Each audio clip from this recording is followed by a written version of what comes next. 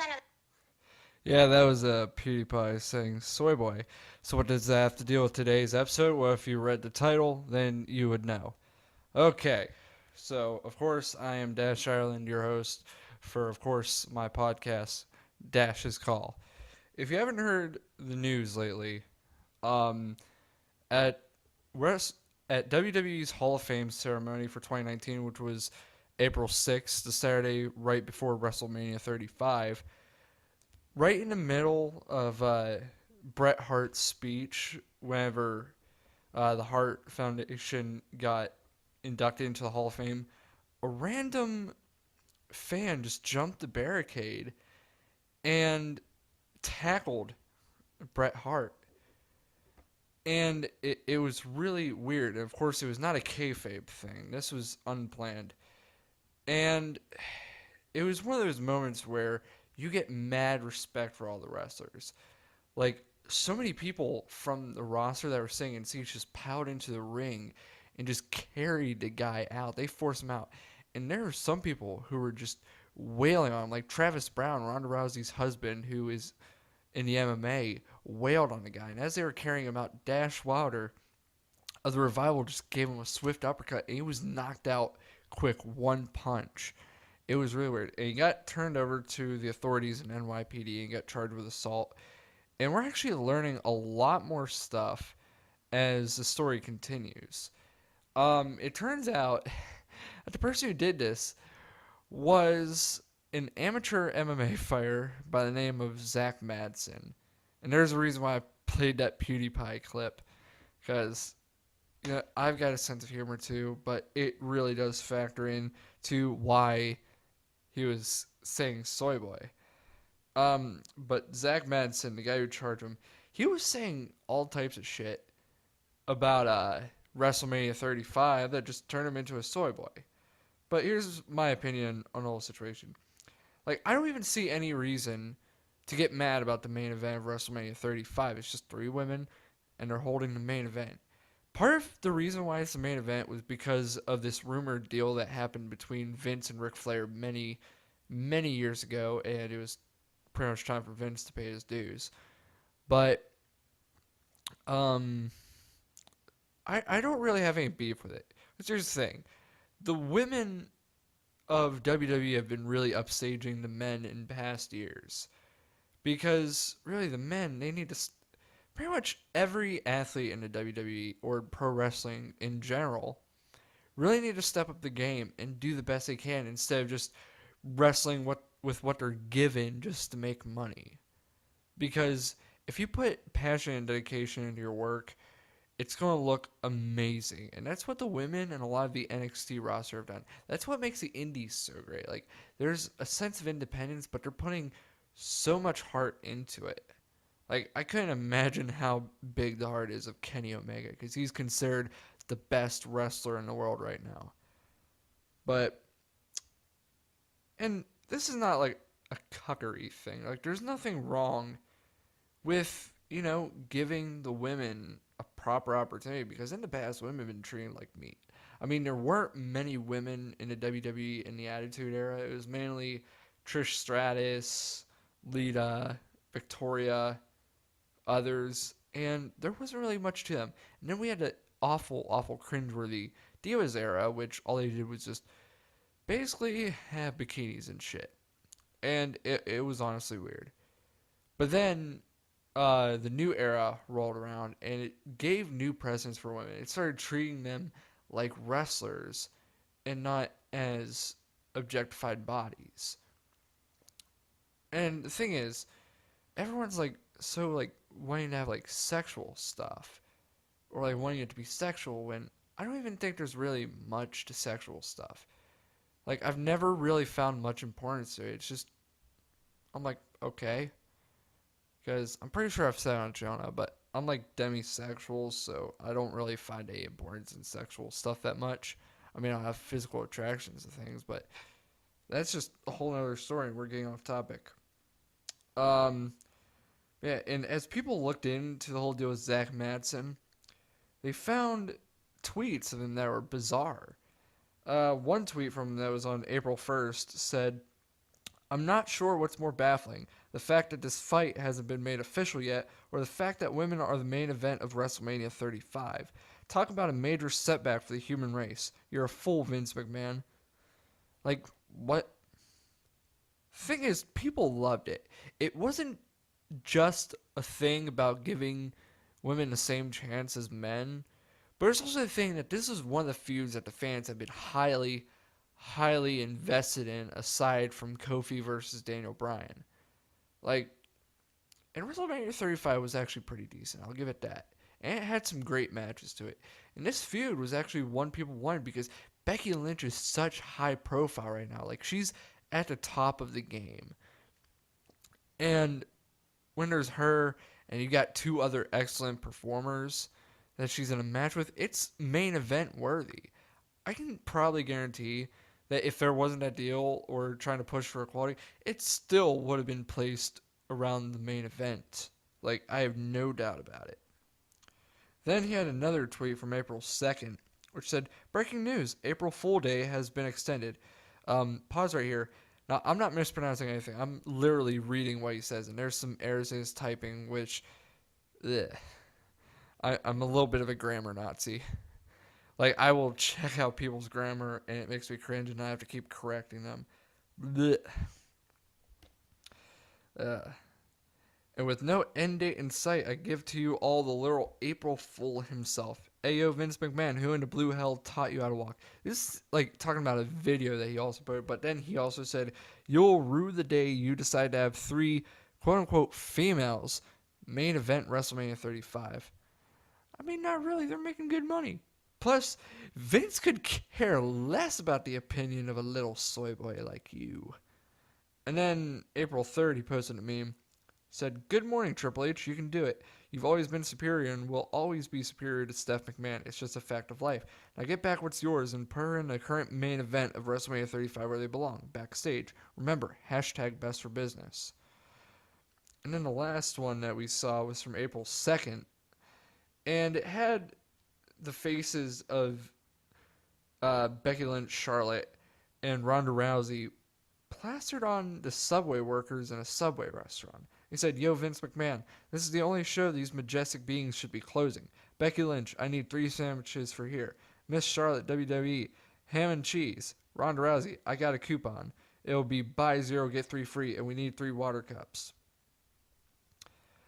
Like, here's the thing. This is just blatant sexism. It's not some kind of, like, thing. It's just straight up sexism. And the thing is, just treat women equally. Like both genders deserve to be treated with the same opportunities and be treated equally. We even have it in jobs. Like, we give equal pay. It's federal law. The thing is, the only reason why men make more is because they tend to work more hours than women. That's not sexism. That's just called work ethic. And people are probably going to get after me. Like, the thing is, I see no problem with it. If the matches are great, if the feuds are great, if the storytelling is in there, I've got no beef with it. The only times I've got beef with WWE matches is how the storytelling is and whatnot, and how the performance is. Other than that, I don't really care. I don't really care about the politics of the match. I don't. All I care about is having a good match in something that I'm watching. That's all I care about. I could care less. Like, let's face it, women have been creating mostly better matches than the men on the main roster. That's just a clear fact. And there's no fact that men are superior to women. To me, I view men and women as equal and that they should all have the same opportunities, but they're also both different. So someone's going to have an upper hand somewhere. So you can't say one is superior to the other. It's like saying that there's the existence of moral superiority. There is no such thing as moral superiority because moral is arbitrary. It's based on personal belief. So technically, you cannot be morally superior to another person because another person has different morals than you. So case closed. But anyways, men have a physical advantage over women, while as women have an intellectual advantage over men. That's just clearly proven. it's just mainly seen. Like there's difference in brain chemistry and muscle composition. That's mainly seen. But there's nothing saying about the amount of talent. Talent is distributed in different places among different people. Everyone has some sort of talent. And it's something that really sets people aside from others.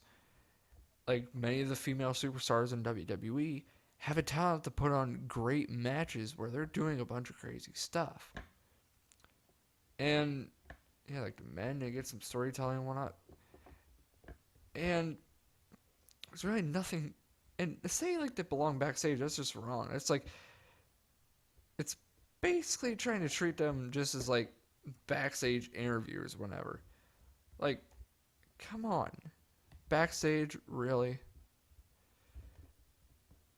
And people are getting mad about this stuff. Like, the whole deal with Zach Madsen was the only thing. People were angry that Kofi won the heavyweight title. Here's the thing. I think some of them probably didn't like that because he was black or because most of his character has been goofy. But the thing was, there was a bigger storytelling aspect if you actually paid attention to storylines from SmackDown in the build up and starting from Elimination Chamber. Like, it had nothing to do with politics. It was just a fact that Kofi never really got a good title shot. And so many people backed him, the entire roster, the fan base was devoted to it, and they loved it. They ate it up. So, there's only really two reasons why people didn't like Kofi winning.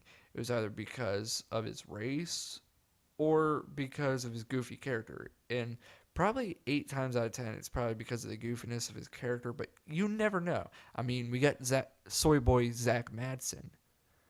I could probably guarantee you that Soyboy Zach Madsen is probably the type of guy who gets angry whenever he politely holds a door open for a girl and doesn't get his dick sucked. Oh, God. No, I'm just joking. Just joking. I'm a comedian, okay? I just say things for the sake of humor, but I call him Soy Boy because it's basically how he's acting. Like, honestly, stop treating women like objects. And women, stop treating men like objects. Women are women, men are men. Plain and simple, we're human. Um, yeah, it's really been bizarre. And that's that. So I don't really think that I'll be able to hit the half-hour mark on this one because it's rather difficult. Like if I had a guest on here, again, like we probably would have drawn this out. But yeah, PewDiePie is screaming "Soy Boy" at Zach Madsen. Yeah, they revealed that Zach Madsen was the guy, and it really sucks that Bret Hart had to deal with that. He even had hip discomfort. It was crazy. Yeah, WrestleMania was definitely decent. I recommend it. It was better than WrestleMania 34 and 33. Like, I didn't return to watching wrestling until 2017. Like, the last time I had watched wrestling before then was, like, early 2012, and then I just, like, basically phased out only to phase back in my freshman year of college. Like, 33 was awful because of bad booking, bad matches, bad quality. 34 just found a way to tick off fans trying to be unpredictable. 35, it managed to give some smart booking and gave us what we were looking for. It had some fairly average matches, but it definitely worked well in the end. I do like it. Like Shane versus Miz, terrific match. Triple H versus Batista, there could have been more there, but it was alright. Kofi versus Daniel was definitely a highlight. So I would definitely check those matches out. And hopefully in the future that they start doing more stuff like they did at WrestleMania so that they can bring the ratings back up and bring back more of their fan base. I remember a friend of mine, one of his friends kept tagging him in his post ranting about WrestleMania, talking about how shit some of the matches were. I'm like, you're only a couple matches into the card. You can't really say shit. My lord. And ugh. Like AJ Styles versus Randy Orton, not a great match, but here's the thing: with not much build up and it just being a singles match, there's not much you can do.